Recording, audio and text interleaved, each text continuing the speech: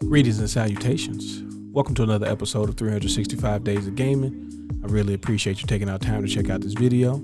Like, comment, share, subscribe. All things appreciated. Now, it's been a while since we talked about anything Sonic related. And of course, that was not gonna, be the case forever. So we're back, talk about another adventure in the long line of games in the Sonic collection. And I wanted to also shine light on the Dreamcast. So I picked Sonic Adventure for the Dreamcast. Now, one of the first things I noticed when I started playing this again was how good it looked based on what I thought it would look like. Because again, it's been a while since I played this game. And, surprisingly, it visually does pretty well in the graphics department, which is another thing that the Dreamcast doesn't get credit for, but that's another story for another day. But the smoothness of the controls, and I just remember as a kid when I finally played this being like, oh yeah, Sonic is back. Because I'm not gonna lie, for a while, post Genesis, it kind of seemed like Sonic was on the down slope of sorts. Nobody had a SEGA CD, so nobody got to play Sonic CD. And then there was that 3D Blast, which I was not really a big fan of. So playing Sonic Adventure, it was really cool. The way that they showcase how fast Sonic moves throughout the levels and around the environment was, just a really cool thing to see and to play. And the controls were always better than what you would expect nowadays from a game like this. But Sonic was really good at being Sonic. But then the idea of this whole long drawn out adventure where you get to play all these different characters and everybody has sort of their role in the experience, I really thought was cool, because you really didn't have that before. Like, you had Sonic and Knuckles, you had Knuckles Chaotix, I guess, but there wasn't really a game besides somebody playing two players and using Tails where you got to really experience the game from all of these other characters' perspectives. So I thought that was really a great thing to do and to get to enjoy as a Sonic fan. And the fact that it was all of this voice acting, again, something that Nintendo wasn't doing at the time. Presentation wise, this game was just amazing. And I wanted to showcase that. I wanted to see what made Sonic Adventure great, and it was a little bit of everything. Now, I will say the voice acting, even though it's there, I can understand Nintendo's apprehension, because it's not 100% where it needs to be just yet. But even the fact that they tried, I thought was great.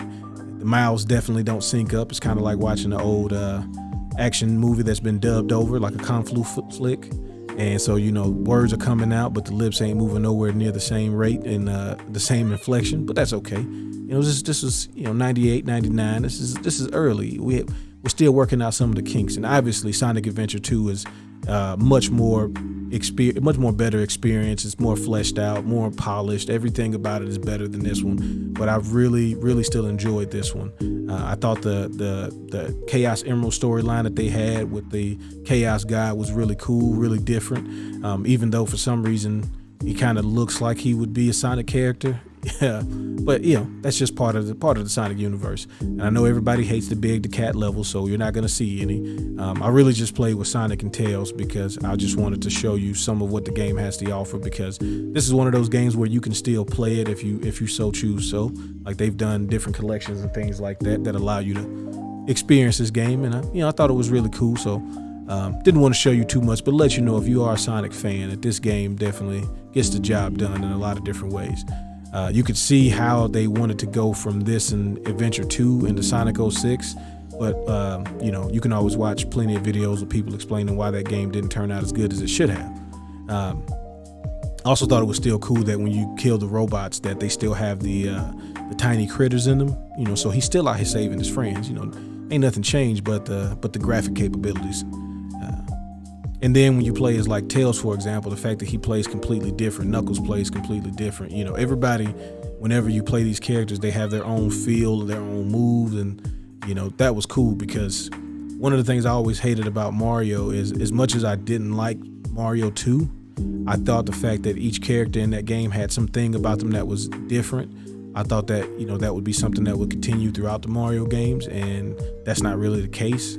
And I really wish Nintendo would have did more with that Of course, they've done things on like the deluxe Mario and other versions, but I was hoping, especially back then, like when Mario 64 came out, that there would be a way to play all of these different characters and they had all these different abilities, but that was not the case. But nonetheless, the other thing about this game is like when you doing certain missions, you have to, in order to get the full version of it, you have to do it certain ways, and like racing Sonic as Tails, I thought was cool because obviously Tails is not going to beat him in a foot race, but if you give him the ability to get these little flying boosts and stuff like that, it kind of changes where you can actually have a chance at beating Sonic at a race technically. And I thought that was cool, kind of giving Tails his just due, even though his version of the story mode isn't as long. It's still cool, the fact that each person got their own little storylines, and everybody's kind of involved with Sonic, but they have a way to kind of showcase what they can do for the team and for themselves. So I thought that was really cool and wanted to showcase that as well. So if you have not played it, please play it. If you have, obviously not hating on Big, who was your favorite characters besides the blue blur, and your thoughts on the Adventure series and Sonic as a whole. Love to hear all of that. So I appreciate you checking out the video. Hope you enjoyed it. Y'all have fun and be safe. Peace.